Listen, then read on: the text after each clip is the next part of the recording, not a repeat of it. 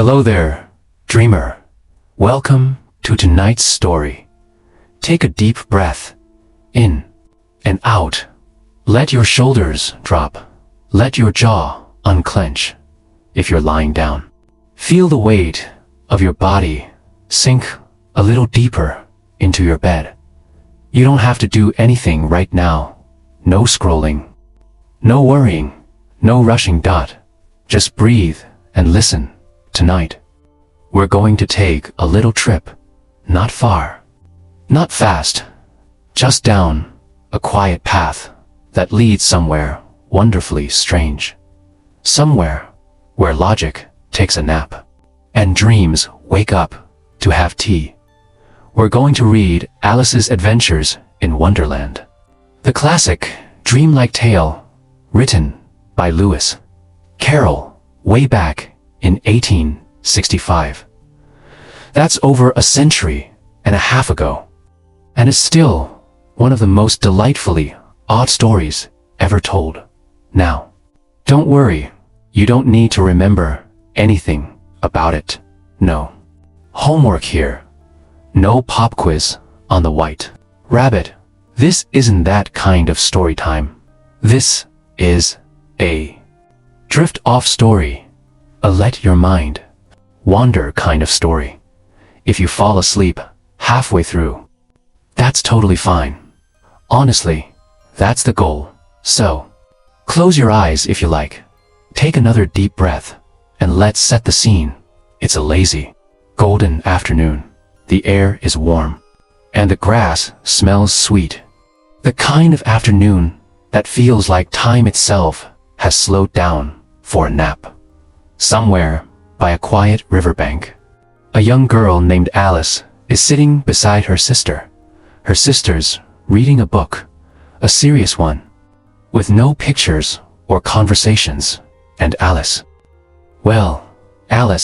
is bored. You know that feeling when you're watching clouds and one looks like a dragon, then turns into a teapot, then kind of melts into nothing. That's the kind of day it is. Alice's eyelids are heavy. Her thoughts are drifting in slow circles, and the world feels fuzzy around the edges. She's thinking, what's the use of a book without pictures or conversations? And honestly, fair point. As minds do on sleepy afternoons. Maybe she imagines talking flowers or rivers made of tea. Maybe she's half dreaming already. And then, something curious happens. A white rabbit runs by. No big deal, right? Rabbits run around all the time. But this one's different. It's wearing a WAIST COAT. It's checking a pocket watch, and it's talking. Oh dear, I shall be too late. Now, that would wake anybody up. Alice blinks, sits up, and stares. Did that rabbit just speak? She probably thinks. And before her mind can catch up, her body's already moving. She jumps up and follows it across the field. The rabbit disappears down a rabbit hole. A neat little hole under a hedge, and Alice, being Alice, doesn't think twice. She kneels, leans in, and then, well, curiosity wins. She tumbles in.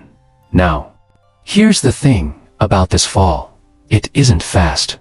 It's slow and floaty, like she's drifting down through a dream. The walls of the tunnel are lined with shelves and cupboards and little maps pinned to the sides. There are jars labeled orange marmalade, most of them empty.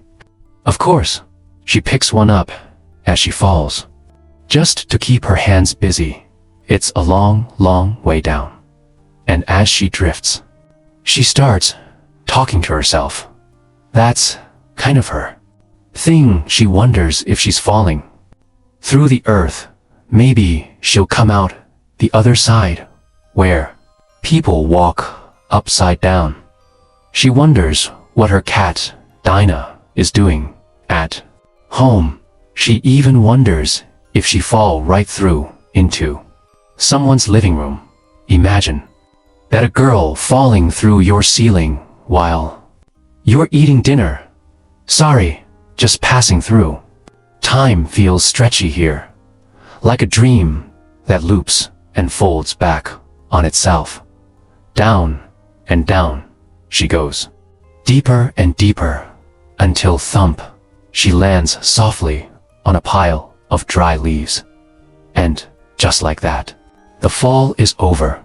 Alice brushes herself off, looks around, and realizes something wild. She's fine. Not a scratch. Just somewhere completely new. A long hallway stretches ahead, lined with doors of every shape and size. Some are tiny, too. Small even for a mouse. Some are tall and thin. One has a shimmering curtain, and all of them are locked now. If this were a normal dream, maybe she'd wake up here. But no, Wonderland, just getting started. Alice notices a little glass table in the center of the hall, with a golden key lying on top. It's shiny, delicate, almost glowing in the soft light. She tries it in one door. No luck. Another. Nope. Then she sees a tiny door behind a curtain. The key fits. But when she kneels down and peeks through, she finds it only opens to a small passage, and beyond it, the loveliest garden she's ever seen. Bright flowers, fountains, sunlight. It looks like peace itself. Only problem: the door is way too small for her to fit through. So she sighs. And that's where we'll pause tonight.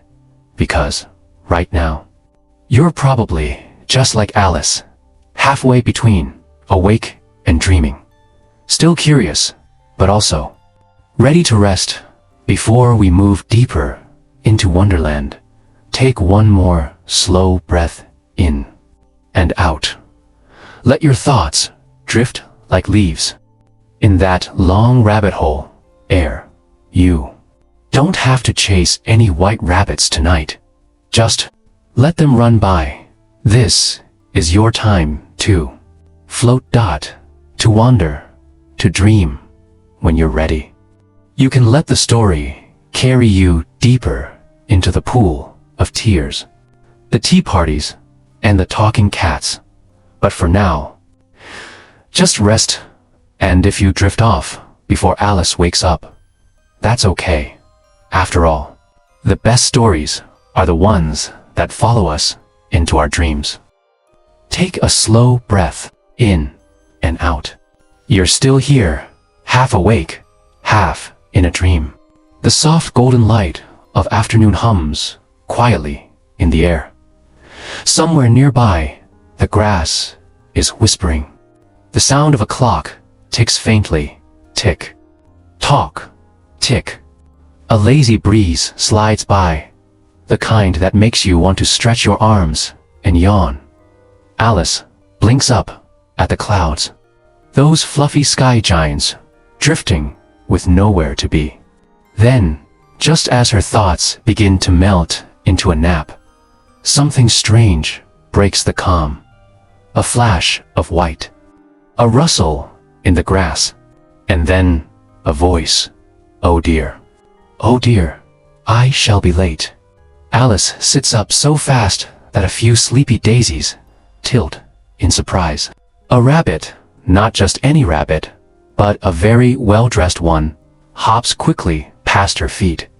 He's wearing a crisp little waistcoat, and from its pocket dangles a tiny golden watch, swinging with every step.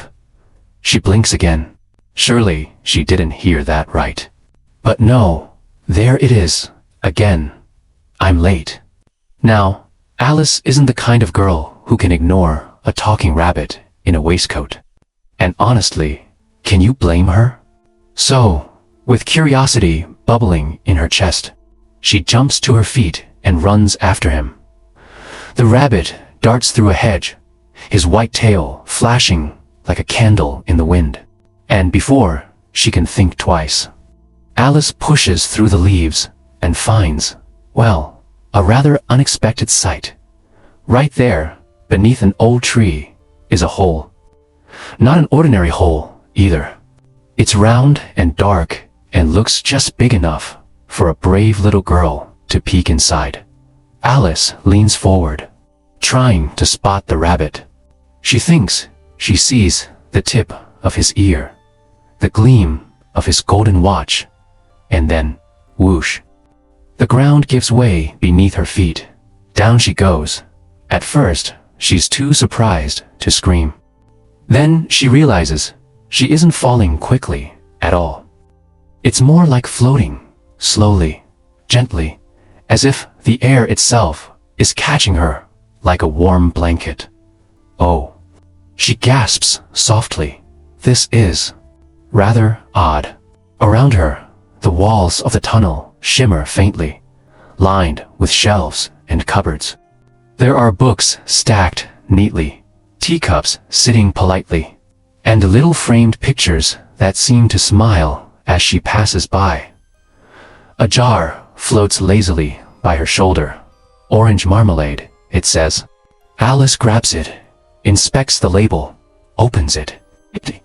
Well, that's disappointing, she sighs, placing it carefully back on another passing shelf.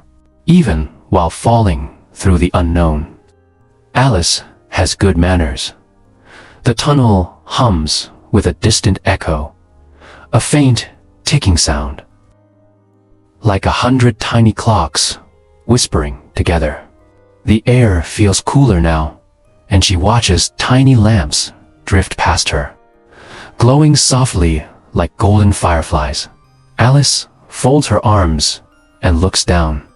But there's no bottom to see, only a calm swirl of light and shadow, fading into forever. This must be quite a fall, she muses. I wonder how many miles I've gone by now. Maybe I've fallen right through the earth. Wouldn't it be strange to come out on the other side, among people who walk upside down? I'd have to ask them politely which way is up. She giggles at the thought. Then she sighs. I do wish I'd packed a sandwich. Now that's just rude, she mutters, because it's slightly out of reach. The biscuits seem to wink at her before floating away. The descent grows dreamier. She feels almost weightless now, as if her body and thoughts are both floating in slow motion. It's the kind of strange, cozy feeling you get when you're just about to fall asleep, not quite awake, not quite dreaming. Maybe that's what Wonderland really is. That space between sleep and waking. A book spins past her head. Its pages flutter open, showing a map of clouds and stars. She watches it turn slowly, the letters glowing faintly, and wonders if it's showing her the way. Somewhere above, she hears the faint echo of the white rabbit's hurried voice. Oh, my whiskers. She'll catch me at this rate. Alice smiles. Not if I land in the right place first, she whispers. But her voice sounds far away now, like it's drifting off into another world. The walls of the tunnel begin to change.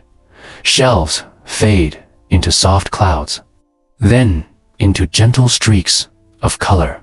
She feels herself passing through time itself, through all the small thoughts and wonders that fill a sleepy child's mind.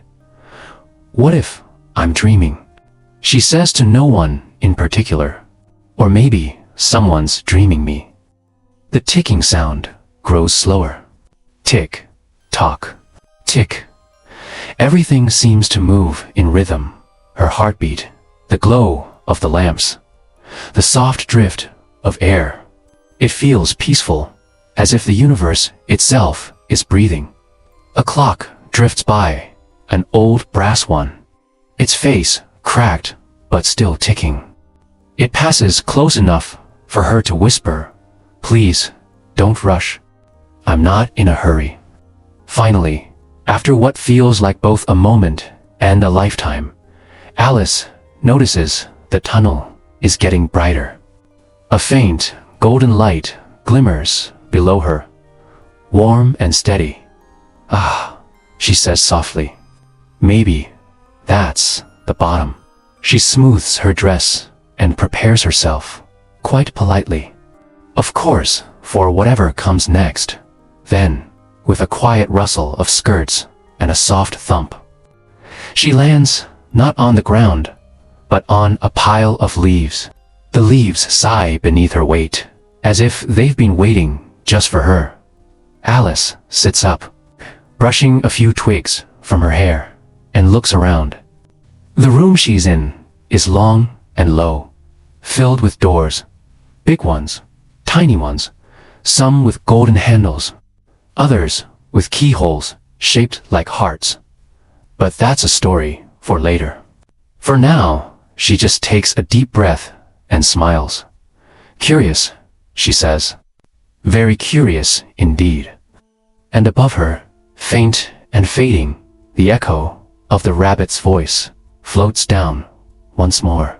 "Oh dear. Oh dear, I shall be late." Alice grins. "Don't worry," she whispers to the air. "I'm right behind you." And with that, the golden light hums softly around her. The sound of a new adventure waiting. The promise of wonder leading her further down. So, if you're listening, lying there beneath your blanket, close your eyes now and let yourself drift, just like Alice did, into the soft and endless world of curiosity, where falling feels a lot like flying. When we last left Alice, she had just landed rather politely a pile of dry leaves. After what might be the slowest fall in history, she dusts herself off, looks around the long hallway full of doors, and sighs softly. It's quiet here. Too quiet. The kind of quiet where even your heartbeat feels a bit too loud. Every door she tries is locked. Big doors, tiny doors, some that look like they're meant for cats. No luck. Then she spots a little table made of glass, and on it a tiny golden key. "Ah," she says, "that looks promising." But the key is no help with the big doors. Only when she crouches down low does she find a tiny door behind a curtain, barely big enough for her head to peek through. On the other side, she sees the most beautiful garden she's ever imagined. Bright flowers, cool fountains, sunlight like honey. She presses her cheek against the keyhole and sighs, "Perfect. I find a door to paradise and forget to bring a shrinking potion." Just then, her eyes land on a small bottle sitting on the table. A paper label curls neatly around its neck. "Drink me now." Normally, this is the part of the story where someone sensible would say, "No thank you." Mysterious bottle left unattended in a magical hallway.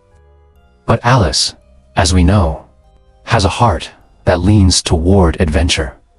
She looks the bottle over carefully. No skulls, no warnings, no smoke coming out of it. So she takes a sip. It tastes faintly of cherry pie, warm buttered toast, pineapple, and something like hope. And then, whoosh, the whole world grows enormous around her. The key on the table becomes as big as a ladder. The door handle towers over her head. She looks down and gasps. Her shoes, if you can call them that, now look like doll slippers. "Well," she says, brushing off her skirt, "this inconvenient, but the good news. She can fit through the tiny door now. The bad news. She's left the golden key up on the table. She looks up at it, far above, glowing in the lamplight. "Oh, wonderful," she says, with a sigh. "Now I'm the size of my own problem." Alice sits down on the floor, leaning against the table leg, and, for the first time, she feels small in more ways than one dot. It's quiet again. A quiet that feels too heavy. Before she knows it, her eyes sting. She's crying. Softly, at first, then, in a small storm of sniffles, tears pool around her feet. And because Wonderland doesn't do anything halfway, her tears keep growing and growing. Soon, there's a whole puddle around her, shimmering and silver, catching the glow from the lamps. "Oh no," she says through hiccups. "I'm going to flood the place with my own emotions." She tries to laugh at the thought, but it only makes another tear fall. But Wonderland is funny like that sometimes. What feels like sadness is just the start of a new kind of strange dot. As she wipes her eyes, she spots another bottle. This one's unlabeled. She hesitates, then shrugs. Why not? Things can't get much weirder. Down it goes, and before she can even set it back down, swooshies growing again. Up, up, up. Her head brushes the ceiling. The glass table creaks. The little door looks impossibly small now, like a toy keyhole. She ducks, hunches, and tries not to knock over the lamp. "Right," she mutters. "So now, I'm too big to cry, and too tall to fit anywhere. Fantastic." She sighs, half amused, half defeated. Then, she spots the key, against, right in reach, this time. At least, there's that. But before she can think what to do next, she feels something soft around her feet. Her tears. They've spread and deepened, rippling softly across the floor. The pool stretches from wall to wall, reflecting the golden light like a liquid mirror. "Oh dear," Alice says softly. "I've made a lake." She crouches down, watching tiny ripples lap against her shoes. The sound is almost soothing. The kind of sound that makes you want to close your eyes and drift away. And maybe, just for a moment, she does. But then, something moves in the water. Plop. Then, another. Alice leans closer. Out of the silvery pool, a small mouse paddles up beside her. Its whiskers twitching. "Well," she says, blinking away her surprise. "Fancy seeing you here." The mouse squeaks once, looking almost offended. "Oh, I'm sorry," Alice says. "I didn't mean to stare. I've just never talked to a swimming mouse before." The mouse wrinkles its tiny nose and keeps paddling, making neat little circles. Alice laughs quietly. "It's all right. I'm not much of a swimmer, either. Though I suppose, technically, this is my pool." The mouse doesn't reply, just gives her a look that says, "Humans." She sighs, a small smile returning. "I suppose everyone feels too small sometimes," she says softly. "Even when we're not."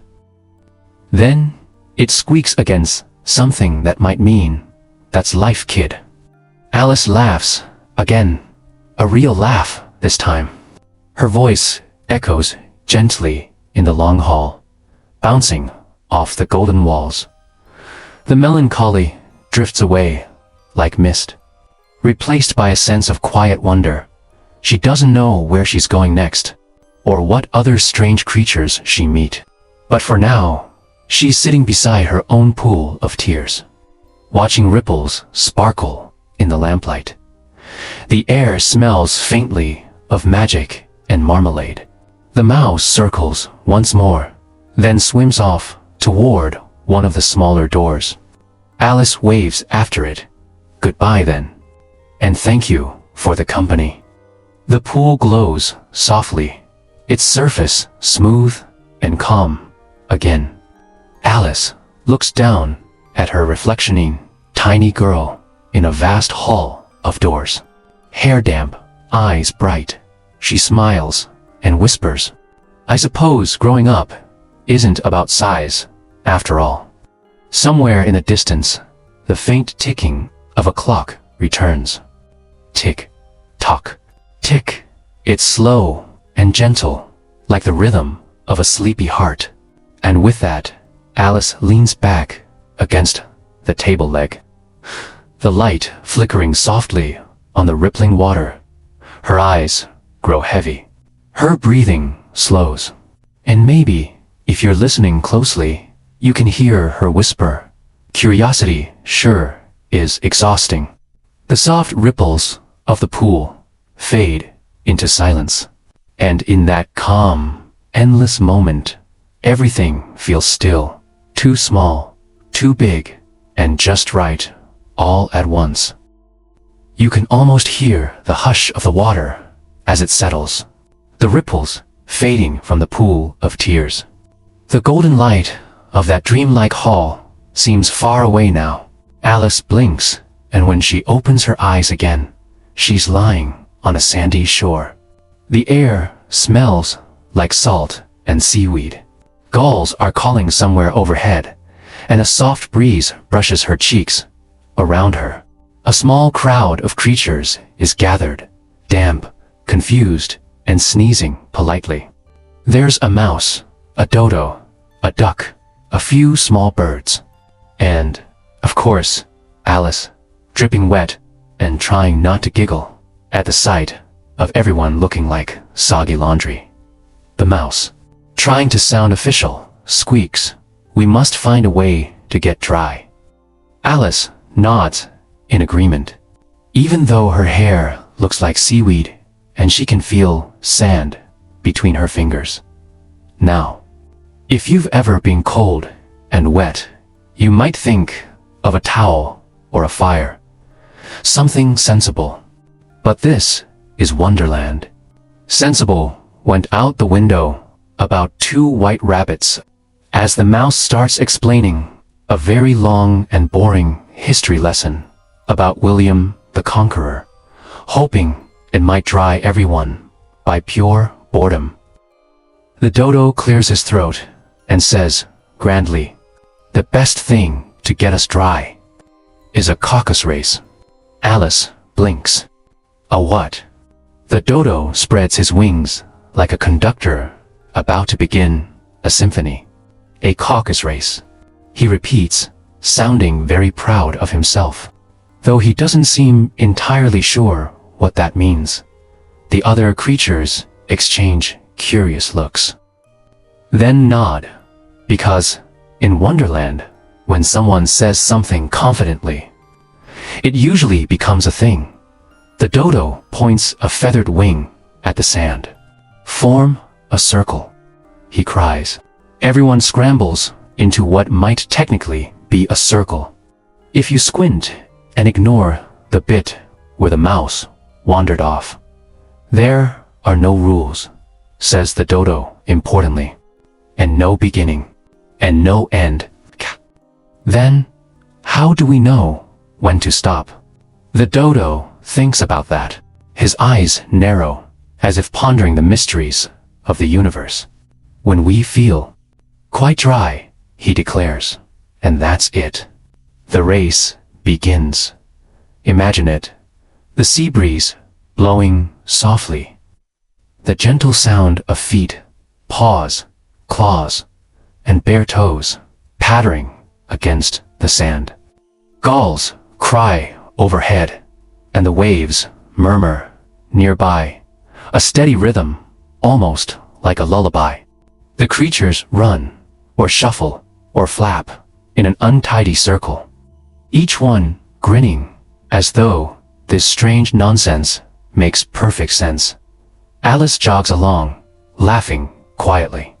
The dodo waddles, wings half spread, for balance. The duck hops in small circles, and the mouse, with great seriousness, scampers like it's the race of a lifetime. Minutes pass, or maybe hours. Time doesn't really matter here. The sky glows in golden twilight, soft and warm.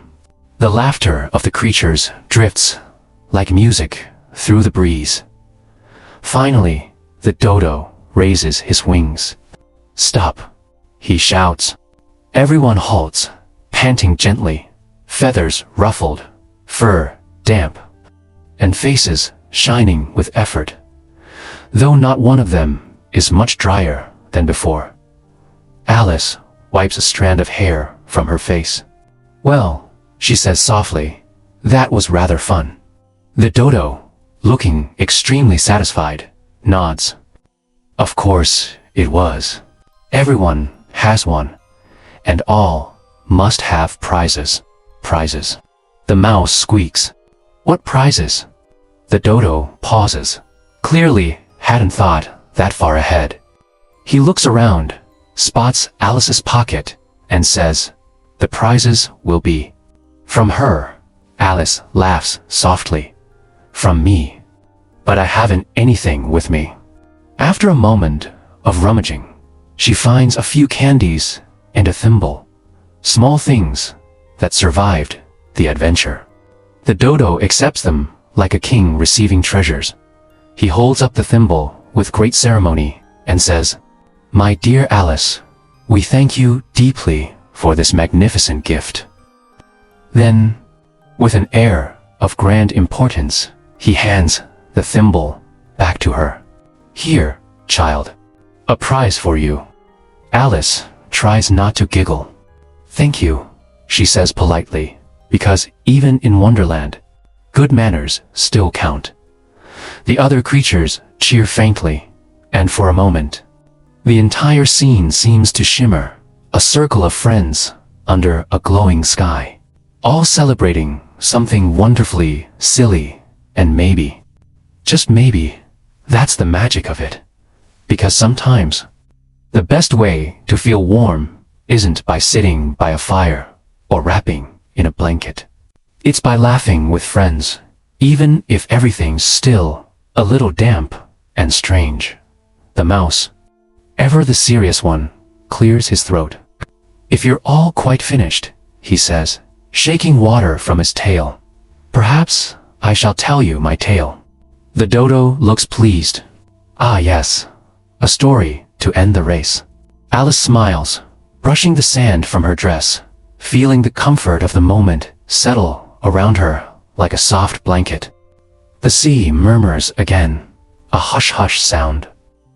And the sun dips low, the kind of light that makes everything glow, golden and gentle. The creatures gather close as the mouse begins. His tiny voice blends with the rhythm of the waves, rising and falling like a quiet song. Alice leans back, eyes growing heavier with every word, as the sound of the sea and the laughter around her mix into something soothing, something peaceful. It doesn't really matter what happens next. What matters is how calm everything feels now. This little seaside world, all damp feathers, sandy toes, and cheerful nonsense, hums with a soft joy that only comes when the day's worries fade. If you listen closely, you can almost hear it too. The distant gulls, the gentle splash of water, the quiet giggles of creatures who've forgotten why they were racing, but remember how to laugh. And in that laughter, there's a lesson, light as sea foam and soft as sleep, that sometimes the best way to rest your mind is to stop making sense for a little while. So let the sound of their laughter drift around you. Let the sea breeze carry you.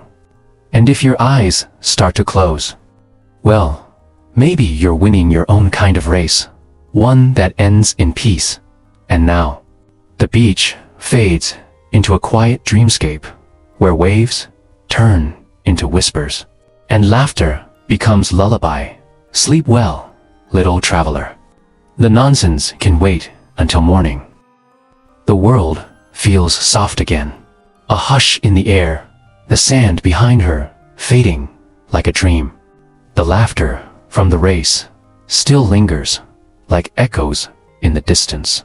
Now, Alice finds herself walking along a quiet path. The ground springy with moss.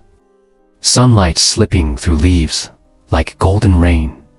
There's a faint tick-tock somewhere, and if you listen closely, you can almost hear the soft rustle of a waistcoat brushing past the grass.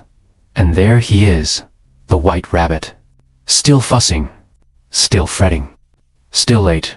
Oh dear, he mutters, adjusting his tiny spectacles as he hurries ahead. My gloves, my fan. I'll be executed, for sure. Alice's curiosity, of course, wakes right back up. She smooths her dress, smiles to herself, and follows. Maybe I can help, she says softly, though, between us, she's mostly just hoping to see what sort of house a talking rabbit lives in. The path curves, and there it is, a small, snug little cottage with windows shaped like teardrops, and a door just big enough for someone about 3 feet tall. Smoke curls from a chimney, and the air smells faintly of toast and lavender soap. Alice whispers, so this is where he keeps his waistcoat. She knocks politely. No answer. The rabbit's voice drifts from inside Marianne. Where are you? Fetch me my gloves this instant. Alice looks around. There's no Marianne, just a curious girl and a house full of mystery. Well, she says cheerfully, I suppose I could be Marianne for a little while. And so, she ducks inside. The house feels like stepping into a warm storybook. A tiny hallway lined with hats, teacups stacked neatly on a shelf, the faint crackle of a small fire in the hearth. It's all very cozy, if you don't mind that everything is about half your size. Alice kneels so she won't bump her head. Peering into the sitting room, everything seems to hum with the quiet charm of a place where time moves slowly, a ticking clock. The soft squeak of a rocking chair, the smell of sugar and tea on the table. There's a small bottle with a note. You already know what it says. Drink me, Alice sighs, smiling. Oh no, not again. But of course, she does. At first, nothing happens. She sits cross-legged by the fire, waiting, listening to the gentle pop of the logs. Then she feels it, the faintest stretch, like her dress tightening at the seams. Oh, here we go, she murmurs. And before you can blink, her head bumps the ceiling. Then the rafters. Then the roof groans softly in protest. Dear me, she says, ducking and laughing nervously. I don't think I was built for a cottage life. Her knees press against the walls, her elbows against the furniture. Cups slide off shelves and clink on the floor. Somewhere outside, the rabbit's voice cries out in alarm, Marianne, what are you doing in there? Alice freezes. Oh, I think he means me. Now, the house looks like something from a fairy tale, gone slightly wrong. Arms sticking out of the windows. Feet nudging open the front door. Her hair tickling the chimney smoke. Still, it's not scary, just very, very silly. I do hope I'm not ruining his furniture. Alice says softly, her voice echoing like a giant's sigh. It really is a lovely house. Outside, there's a commotion, tiny footsteps, squeaky voices. The rabbit has brought help. A few curious creatures gather, including a lizard with a ladder. She's stuck, cries the rabbit. Burn the house down, squeaks someone helpfully. Alice gasps. Oh, please, don't do that. Or maybe we could push her out the chimney, says another voice. Alice chuckles. How very polite of them. Though I do prefer doors. To make things even stranger, someone tosses pebbles through the window. Only they're not pebbles anymore. The moment they touch the floor, they turn into little cakes, soft and golden. Alice blinks, then laughs softly. You know, I might be starting to understand how Wonderland works. Sort of. She takes one of the cakes and nibbles a corner. The effect is instant. Her hands shrink first, then her feet. Then her head slips gently back under the ceiling beams. Everything creaks and sighs as she returns to her regular size. Though maybe just a little smaller than before. Oh, thank goodness, she whispers, stretching her arms. Careful not to bump another teacup. Outside, she hears the rabbit again, muttering something about broken windows and missing gloves. I think that's my cue to go, she says, kindly. Thank you for the visit, Mr. Rabbit. And before anyone can stop her, she slips out through the garden gate. The air feels cool and fresh again. Alice walks along the garden path, brushing leaves from her hair, smiling softly at the memory of her brief, chaotic stay. Behind her, the rabbit's cottage stands crooked, but still cozy. Little curls of smoke drifting lazily from the chimney. There's something comforting about it all. The sound of birds. The smell of tea. The gentle hum of nonsense that fills the air. Alice takes a deep breath. The world feels soft again, as if it's wrapping her in a quilt of sunlight and laughter. Maybe that's the secret. Even when you don't quite fit, there's always a way to make it feel like home. And as she wanders onward, her footsteps crunch softly on the path, blending with the distant sound of a ticking clock and the whisper of a gentle breeze. The road curves ahead. The trees shimmer with sleepy light, and somewhere far behind, the white rabbit's voice still fusses, faintly. Oh dear, where are those gloves? Alice smiles, eyes half-lidded, and keeps walking. Each step slower, softer, until even the sounds of the forest start to fade into something calm and far away. And maybe, as the story drifts to an end, you can imagine yourself there too, sitting by that tiny fireplace, warm cup of tea in hand, the crackle of logs keeping you company.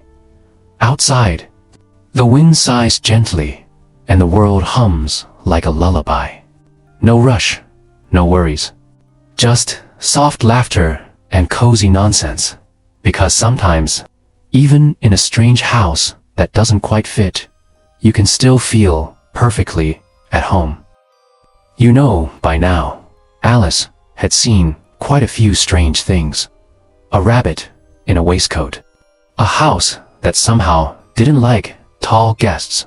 But nothing could have prepared her for this next stop. Picture this. A little crooked house sitting under a pale sky. Smoke puffing out of the chimney like it's sighing after a long day. And inside, well, chaos is making itself very comfortable. Alice stands outside for a moment, taking a slow breath, The air smells faintly of pepper, strong enough to make you want to sneeze just thinking about it. All right, she mutters to herself. How bad could it be? Spoiler, pretty bad, but also kinda wonderful. She knocks, and before she even finishes the third tap, a loud crash rings out from inside. Plates shattering, pots clanging, and what sounds suspiciously like someone singing off dash key. The door swings open on its own, creaking like an old violin string, and there, in the smoky warmth of the kitchen, stands a cook. She's stirring a massive pot with one hand and waving a spoon around with the other, sending clouds of pepper into the air. Alice coughs immediately. Excuse me, Achu. I just wanted to ask, Kachu, again, why there's so much dash, dash, chew, dash, pepper. The cook doesn't even look up. She just shrugs and keeps stirring like the soup owes her money. Somewhere in the corner, a baby starts to cry. A loud, dramatic, full-body cry. Stop that noise, shouts a new voice, a little hoarse, but clearly used to giving orders. The Duchess walks in, holding the baby like it's both the most precious thing in the world and a mild inconvenience. She's wearing a gown that looks like it used to be royal, but now has seen one too many pepper explosions. Her face is flushed, her expression somewhere between annoyed and amused. Why, who are you? She says, squinting at Alice. Double quotes, I-Rs, just curious. Alice stammers. Curiosity, says the Duchess, isn't such a bad thing, unless it makes you sneeze.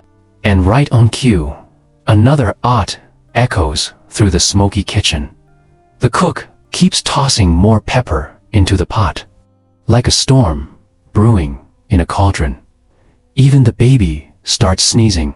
Little chew. Chew, sounds that make its face wrinkle up like a raisin. Alice tries to smile through the pepper haze. Bless you, she says softly, but honestly. She's wondering if she should have brought a scarf for her nose. The Duchess rocks the baby gently, muttering about morals and pepper. Everything has a moral. If only you can find it, she says mysteriously. Alice nods politely, though she's pretty sure the only moral here is never visit someone's house uninvited when they're making soup, after what feels like a lifetime of sneezing. The Duchess suddenly says, "Here, hold it," and plops the baby into Alice's arms. Alice blinks. Oh, well, hello there, little one. But as she looks down, she notices something strange. The baby's nose is getting rounder, its snout a little longer, its tiny hands, well, they're not so tiny anymore, and they look suspiciously like hooves. Alice gasps softly. Now, that's not in any parenting book I've read. The baby gives a little grunt, a proper piglet grunt, and wiggles right out of her arms. It lands with a soft plop on the floor, snorts once, and trots out the door like it's late for an appointment. The Duchess doesn't seem to mind at all. She wipes her hands on her apron, mutters something about children always going their own way, and sweeps out of the room with surprising grace. Alice stands there, slightly stunned, staring at the door where the pig baby vanished. Well, she says, I suppose everyone's got to find their own path, even if it's through a muddy one. Just as she's wondering whether to follow the pig, something catches her eye. A grin. Not a person, not a sound, just a grin, floating mid-air, glowing faintly in the pepper-scented light. Then, slowly, the grin grows whiskers, ears, eyes, as golden as candlelight.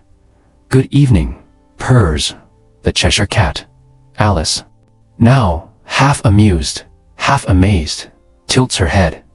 "I suppose you're real as you need me to be," says the cat, stretching lazily in mid-air. His tail flicks like smoke from the fire.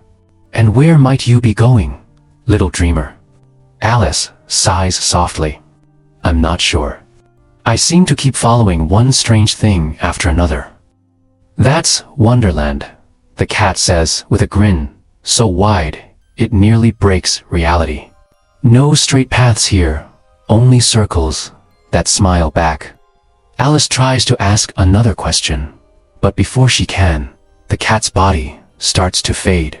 Poof. Tail first, pause, second, until only the grin remains, glowing like the last ember in the fireplace. And then, it too fades away. Alice stands alone in the quiet kitchen, surrounded by the soft crackle of fire and a faint smell of pepper. She smiles, shakes her head, and whispers, "I think I rather like this nonsense." She steps back outside into the cool evening air. The stars above are scattered like bits of silver dust. And somewhere in the distance, maybe, just maybe, a small pig is still trotting happily through the woods. Alice takes a deep breath, smiling to herself. Sometimes, she thinks, the strangest places teach the gentlest lessons, even if they make you sneeze a little. By now, Alice had learned that Wonderland didn't believe in anything ordinary. So, when she saw a long table set up under a tree covered in teapots, sugar bowls, and half-eaten cake, she didn't even blink. Well, she blinked once, maybe twice. But that was all. It was a very strange sight. Every chair at the table looked mismatched. Some tall, some tiny, some with cushions that looked like they'd been borrowed from a royal throne room. And sitting at the far end were three of the strangest tea drinkers you could imagine: a Mad Hatter, a March Hare, and a Dormouse, who seemed to be doing his best impression of a sleepy napkin. Alice stood there for a moment, polite as ever. "Excuse me," she said softly. "May I sit down?" The March Hare waved a spoon in the air. "No room, no room." Alice looked around. The table stretched almost as far as she could see. She smiled gently. "There's plenty of room." And before anyone could argue, she sat down. The Hatter tilted his hat, which was slightly too large and definitely too full of things. A teacup was tucked into the brim, and a peacock feather leaned at a heroic angle. "Your hair needs cutting," he said, out of nowhere. Alice blinked. "You could use some manners," she replied. The Hare chuckled. "Touché." The table was cluttered with teapots, big ones, small ones, some stacked on top of others like a tea tower, ready to topple. Every time Alice reached for one, the Hatter would shout, "That's not the right one." So she just sat back and watched them pour tea into each other's cups instead of drinking it. "It's always tea time here," said the March Hare, sighing dramatically. Alice frowned. "Always?" The Hatter nodded. "Yes, ever since time got offended at me. Now it's 6 o'clock forever." Alice tilted her head. "That sounds rather inconvenient." The Hatter sipped and said, "It's not so bad. We never have to do the dishes." The Dormouse, who had been dozing in the middle, suddenly mumbled something that sounded like twinkle soup. The Hatter nudged him awake with a teaspoon. "Tell us a story." The hare demanded. The dormouse yawned. "Once upon a time, there were 3 sisters, and they lived at the bottom of a teapot." Alice raised an eyebrow. "At the bottom of a teapot?" The hatter nodded seriously. "Excellent place for thinking." The hare added, "Or drowning, depending on how full it is." The dormouse continued dreamily. "Their names were Elsie, Lacey, and Tilly, and they lived on treacle." Alice couldn't help but smile. "Treacle? You mean syrup?" "Of course," said the hatter. "But that's not the point. The point is, they were sweet girls." Alice noticed a small golden clock sitting between the sugar bowls. It wasn't ticking. The hands were stuck at 6. She tapped it lightly. "Does it not work?" "Oh, it works perfectly," said the hatter. "It just doesn't move anymore." The March Hare nodded, as though this made perfect sense. Alice leaned back, watching the light filter through the leaves above the table. The soft rhythm of teacups and chatter started to blend together, almost like a lullaby, maybe. She thought this was what dreams felt like. Moments that didn't need to make sense, just flow. Soft and slow, like the way time feels right before sleep. "Why is a raven like a writing desk?" The hatter suddenly asked, eyes twinkling. Alice straightened up. "I beg your pardon." "It's a riddle," he said proudly. "Everyone needs one." She thought for a while. "I give up." "What's the answer?" The hatter shrugged. "I haven't the faintest idea." The hare snorted with laughter. "He's been asking that for years," he said between giggles. The dormouse mumbled. "Never heard a raven write, but I've seen a desk crow once." Then he fell back asleep. Every few minutes, the hatter and the hare would yell, "Clean cup, move down." They'd all shuffle one seat to the left, leaving their half-finished cups behind. Alice tried to follow along at first, but after the 4th move, she gave up and just stayed put. "This is quite the routine," she murmured.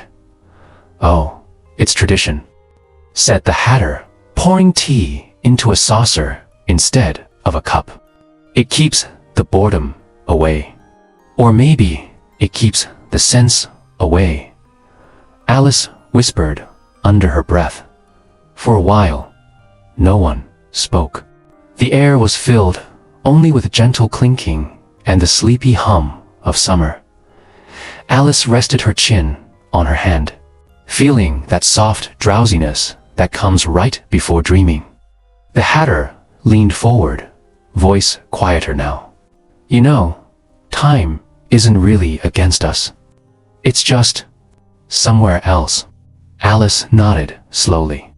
"I suppose time runs differently when you're dreaming." "Exactly," said the hare, yawning. "Sometimes faster, sometimes slower, but mostly sideways." They all laughed softly at that, and for a brief, lovely moment, it didn't feel mad at all, just peaceful and oddly familiar. As the laughter died down, Alice blinked, and the light seemed to shimmer. The hatter's hat tilted slightly, the hare's cup hovered mid-air, and the dormouse's quiet breathing mixed with the breeze. She wasn't sure if she was awake anymore. The scene around her blurred, as if the edges of the dream were melting away. Alice smiled, her voice barely above a whisper. "I think it's time to move along."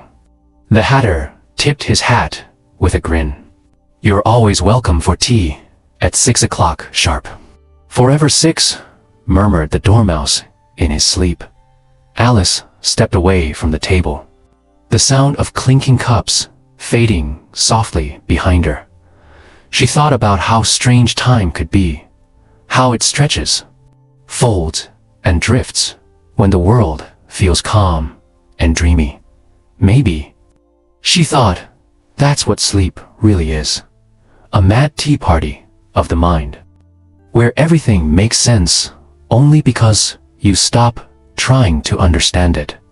And with that thought, she walked deeper into Wonderland, where time waited, patiently, or perhaps not at all. By the time Alice found her way into the garden, she'd learned that Wonderland had no shortage of strange invitations. A tea party with no sense of time. A baby that turned into a pig dot. So naturally, she heard the sound of a crowd and spotted flags fluttering over tall, green hedges. She thought, well, why not?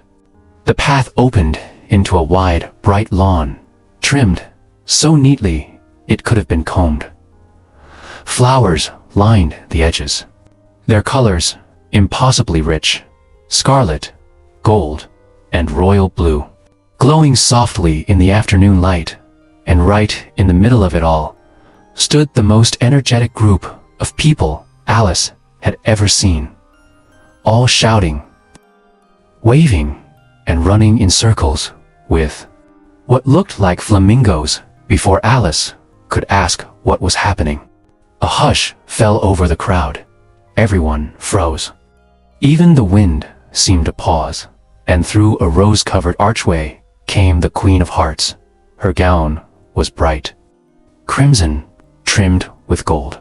Her crown tilted just slightly forward, and her expression, well, let's just say she didn't look like someone who liked to lose.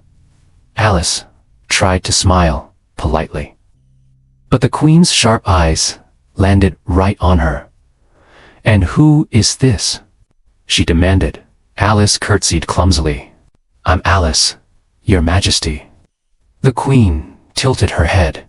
And what are you doing here? Alice, with the honesty only a child can manage, said, I'm not quite sure yet. The Queen studied her for a moment, then broke into a grin. Good, you can play. It wasn't exactly like the croquet Alice knew. For one thing, the balls were not balls at all. They were hedgehogs, who kept curling up and rolling away whenever someone tried to hit them. And the mallets, they were flamingos. Very uncooperative flamingos. Every time Alice tried to swing hers, it would twist its neck around and stare at her as if to say, really? The hoops on the field were not metal either.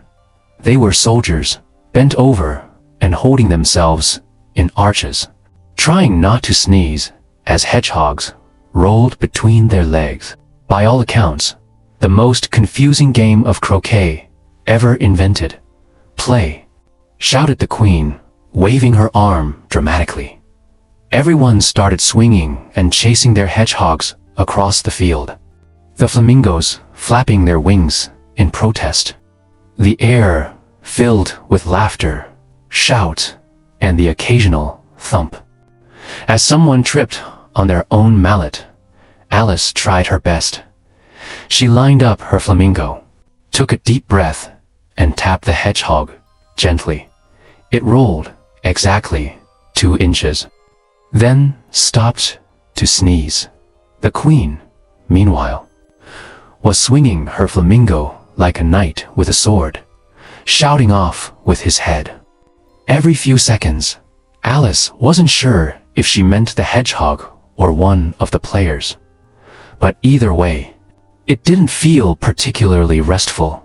Standing quietly beside the Queen was the King of Hearts, a gentle-looking man with kind eyes and a crown that looked slightly too big.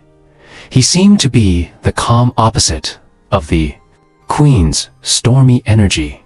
Whenever she shouted an order, he would quietly whisper, "Yes, dear," and make a tiny note in a little golden book. Alice wondered if he ever got to play, or if he just kept peace, like a well-trained gardener tending wild roses. As Alice paused to straighten her flamingo, she noticed something odd, a grin appearing in the air above the hedge. Then came the rest of the Cheshire Cat, floating lazily as if he'd just woken from a nap, having fun. He purred. Alice laughed softly. If that's what we're calling this. The cat's tail flicked. She plays for power, you play for curiosity. The rest, they just play not to lose their heads. Alice frowned. That's not very fair. Nothing here ever is, said the cat. That's the fun part. The Queen's voice echoed across the lawn. Whose turn is it? Why hasn't anyone won yet? Her eyes darted around until they landed on a poor card soldier, trembling near a hedge. You're supposed to be a hoop. Why aren't you standing straight? The soldier stammered. Your Majesty, the hedgehog bit my ankle. The Queen gasped dramatically. Off with his head. Alice, who was starting to find this catchphrase a little overused, sighed. Maybe a nice cup of tea would calm her down. She doesn't drink tea. Only triumph. The game rolled on in magnificent disarray. Flamingos flying. Hedgehogs escaping. Soldiers giggling nervously. And the Queen shouting over everyone like a conductor. In a very confused orchestra, Alice began to realize that winning didn't really matter here. The rules kept changing. Every few minutes, sometimes even mid-sentence. But strangely, she found herself smiling. The absurdity of it all, the bright colors, the movement, the laughter, felt more like a dream than a competition. At one point, as the Queen stormed off to argue with her king, the garden fell quiet. Alice stood under a rose tree, the breeze brushing against her hair. The scent of the flowers soft and sweet. She watched the sunlight danced across the grass and thought, maybe nonsense has its own kind of peace, the kind where nothing makes sense, but everything feels alive. The Cheshire Cat's grin shimmered above her once more. Exactly, he whispered. You see, even in chaos, there's a rhythm. You just have to stop trying to lead it. The Queen marched back, eyes sparkling like polished rubies. Have you won yet? She demanded. Alice smiled faintly. I'm not sure there's a way to win. The Queen blinked, then threw her head back and laughed, a deep, booming laugh that startled even the flamingos. Then you'll do just fine in Wonderland, she said, patting Alice on the shoulder before striding off again. As the sun began to dip low, the game slowly faded into the background, the voices softer, the colors glowing like painted glass. Alice thought about the Queen, about her wild rules and impossible temper. Maybe, she mused, every world has its queens, people who make rules just to see if others will follow. But the trick, perhaps, is to remember you don't always have to play along. She smiled, brushed a bit of grass from her dress, and whispered, even nonsense can be beautiful if you play it kindly. The air smelled faintly of salt, not too strong, just enough to remind Alice that she was, once again, somewhere entirely new. The sand under her shoes was soft. The sea stretched out to forever, and the sky, well, it looked like someone had taken a paintbrush and swept pale gold across blue velvet. Alice let out a tiny laugh.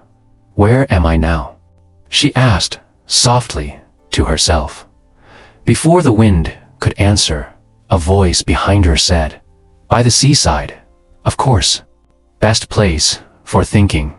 Or not thinking, depending on your mood." Alice turned around, and there stood a griffin, half eagle, half lion, and completely unbothered by how strange that combination was. He gave her a polite bow. "The Queen sent for you," he said, "but she's terribly busy with shouting. So she said, you might as well come meet the Mock Turtle instead." The Mock Turtle. Alice tilted her head. "Is he real?" The Griffin shrugged. "Real enough for conversation. Follow me." And just like that, they began walking down the beach, her small shoes crunching against the sand, his claws leaving perfect half-moon prints beside her as they reached a low, rocky cliff. The Griffin stopped and pointed. "There he is," he said, quietly. Alice peered down and saw a figure sitting near the edge of the water. A turtle, but not quite. His shell was green and smooth, but his front legs looked more like those of a calf, and his eyes, well, they were big and sad. Like he'd been thinking about something for far too long. The Mock Turtle looked up at them with a deep sigh. "Ah, visitors. How exhausting." Alice smiled softly. "I didn't mean to bother you." He waved a flipper. "Oh, nonsense. It's nice to be bothered now and then. It reminds me I still exist." The Griffin chuckled. "He always talks like this. Don't let it scare you." Alice nodded, settling on a rock nearby. "It doesn't scare me," she said. "It just sounds honest." The Mock Turtle lifted his head, looking out to sea. "I was once a real turtle," he began, voice slow and soft. "Back when I went to school, under the sea. Oh, the lessons we had." The Griffin rolled his eyes fondly. "Here we go again." "No, no, let her hear," the turtle insisted. "It's educational. We had the best teachers. The tortoise taught us. We called him Tortoise because he taught us things." Alice blinked, trying not to laugh. "That makes sense, I think." The turtle nodded proudly.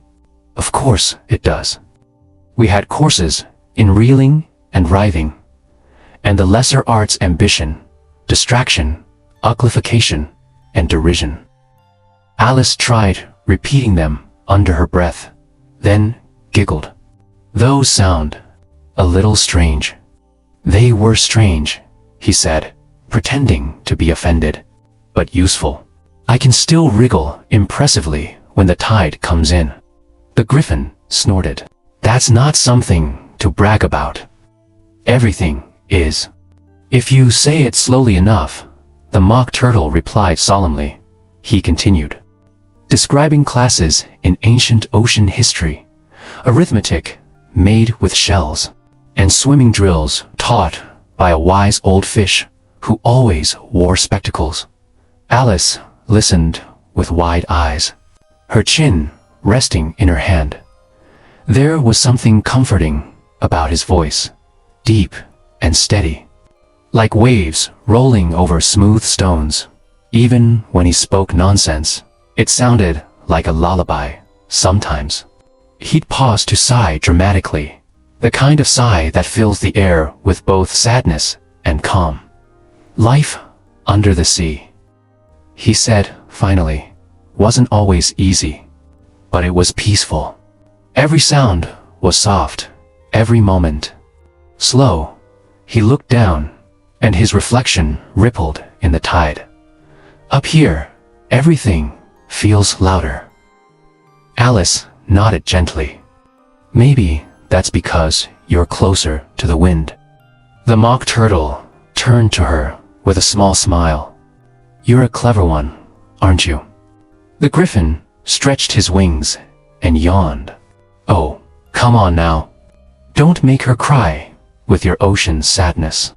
The Mock Turtle straightened up, pretending to look insulted. I'm not trying to make her cry. I'm simply being profound. Alice chuckled. It's okay. I like it. It feels cozy. Like when you're a little sad, but you don't mind it. Exactly, the turtle said, flapping his fins. There's comfort in a good melancholy. It keeps you humble, and it gives you something to sigh about dramatically later. The Griffin rolled his eyes again. He practices sighing like some people practice sword fighting. After a while, the turtle's mood lightened. Would you like to hear about our dances? He asked. We had the lobster quadrille, a magnificent affair. He and the Griffin stood up. The Griffin flapped his wings, and the Mock Turtle waved his fins like a conductor preparing an orchestra. Picture it, said the turtle, a moonlit beach under the waves. The sea creatures all lined up in pairs. Lobsters, shrimps, sea snails, bowing to each other before twirling around in the current. He hummed softly as he moved side to side. The Griffin joined in, awkward but enthusiastic. Alice clapped her hands, smiling. It sounds wonderful. It was, said the turtle, except for the occasional jellyfish that forgot the steps. When the dance ended, they all sat quietly, catching their breath. The sky had deepened to lavender, and the sea reflected every color like a mirror. Alice felt her eyelids grow heavy. The rhythm of the waves and the warmth in the air wrapped around her like a blanket. You know, she said softly, I think I understand now. The Mock Turtle tilted his head. Understand what? That being sad isn't always bad, she replied. Sometimes it just means you remember something beautiful. The turtle blinked, then smiled, a slow, sincere smile. Ah, you're wiser than most grown-ups I've met. The Griffin let out a laugh, and a lot less noisy. The harp music swells just a little as the waves hush and fade. The Mock Turtle looked back out to sea. Maybe one day. He said, I'll swim home again. Until then, I'll stay here, telling stories that don't make much sense, but still make people feel something. Alice nodded, standing to leave. That's the best kind of story, she said. As she walked back along the shore, the sky turned pink and gold. Behind her, the Griffin and the Mock Turtle started humming together. A tune that sounded a little sad, but mostly soft and sleepy, and the ocean kept time with them, wave by gentle wave. So, imagine this. You've just spent the weirdest day ever, chatting with cats that vanish, dodging flying hedgehogs, and trying to understand why flamingos make terrible croquet mallets. And now you've been dragged into a courtroom, run by a playing card. Queen. Yup. That's where Alice finds herself. She stands in this grand hall that feels straight out of a medieval storybook. High stone arches, glowing torches, banners fluttering from the ceiling, and a carpet of red velvet leading up to a golden throne. And on that throne, the Queen of Hearts herself, staring like she's about to turn someone into a raisin with sheer anger. Bring in the prisoner, she bellows. Everyone gasps. Even the birds in the rafters stop chirping. The prisoner, it turns out, is the poor knave of hearts, a nervous little card who apparently stole some tarts, like actual jam tarts. Not gold, not jewels, just pastries. Alice watches as a clumsy frog footman brings in the evidence, a silver tray with a few crumbs left. The courtroom leans forward. Somewhere, someone sneezes. The Queen looks around. Who stole the tarts? She demands, her voice echoing off the stone walls. No one answers. The King of Hearts clears his throat. He's a small man with a crown, slightly too big for his head. My dear, he says softly, perhaps we should begin with the witnesses. Fine, the Queen huffs. Call the first witness. And out waddles the White Rabbit, clutching a scroll longer than himself. His ears are trembling like he's about to explode from nerves. He unrolls the parchment, takes a deep breath, and starts reading random words that don't make sense. "'Twas brillig." He begins, and the slithy, the Queen, slams her hand down. "Stop babbling. Who's next?" At this point, Alice is half mused, half baffled. The jury, made up of lizards and birds wearing tiny caps, are busily writing notes, though most of them seem to be doodling hearts and flowers. One of the jurors, a sleepy dormouse, nods off mid-scribble. The King tries to look serious. "Call the next witness," he says, and to Alice's surprise, the White Rabbit points at her. Alice. Oh no. She blinks. Me. But I didn't steal anything. The Queen glares. Silence. Bring her forward. Alice steps up, her blue dress brushing against the stone floor. She feels a little small at first, not because she's nervous, but because this place is too much. Everyone's staring, waiting for her to say something clever. The King adjusts his spectacles. "State your name and occupation."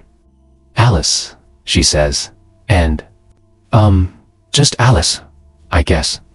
The Queen narrows her eyes. "You are part of this crime."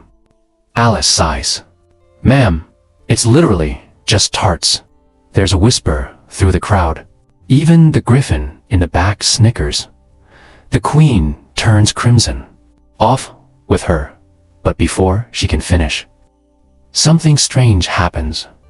Alice feels taller. Not just a little taller. Really taller. Her head almost touches the ceiling. The tiny jurors look up, jaws hanging open. The courtroom suddenly feels like a dollhouse. "Oh," Alice murmurs, blinking down at them. "This is new." The Queen, now looking about the size of a teacup, shakes her fist. "Stop growing this instant." Alice folds her arms, smiling just a little. "Maybe stop shouting all the time. It's bad for your voice." The Queen gasps like she's been personally insulted by the laws of physics. "How dare you?" "Easily," Alice says. For a moment, everything freezes. The crowd, the cards, even the banners in the air. The Queen screams again. "Off with."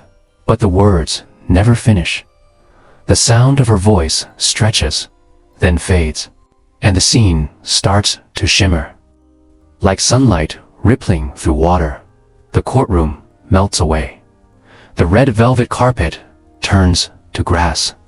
The walls fade into trees, and the banners flutter into the sky as white clouds.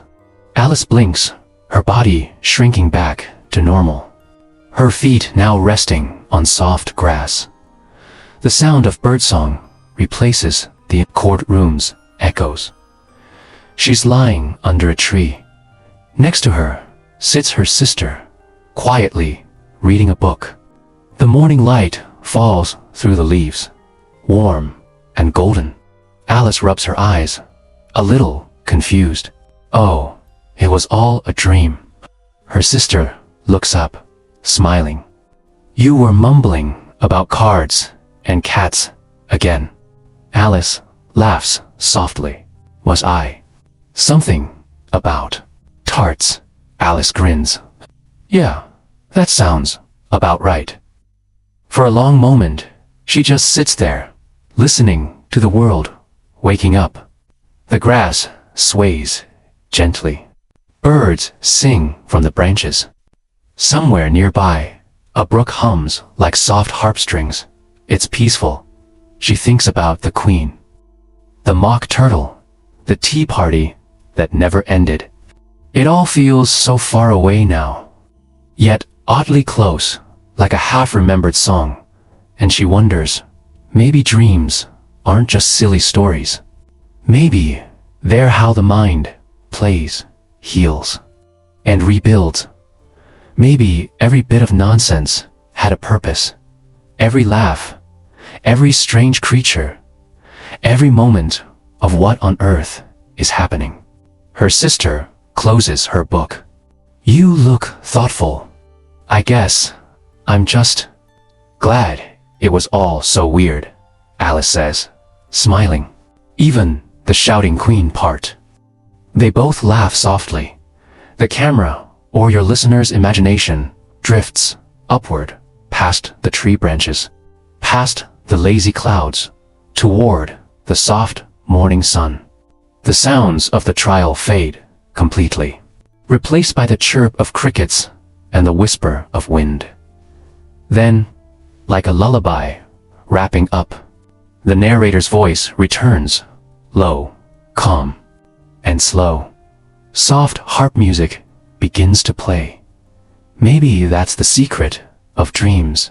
They don't always make sense, but they always take us somewhere lighter. And maybe when we wake up, we carry a little of that wonder with us.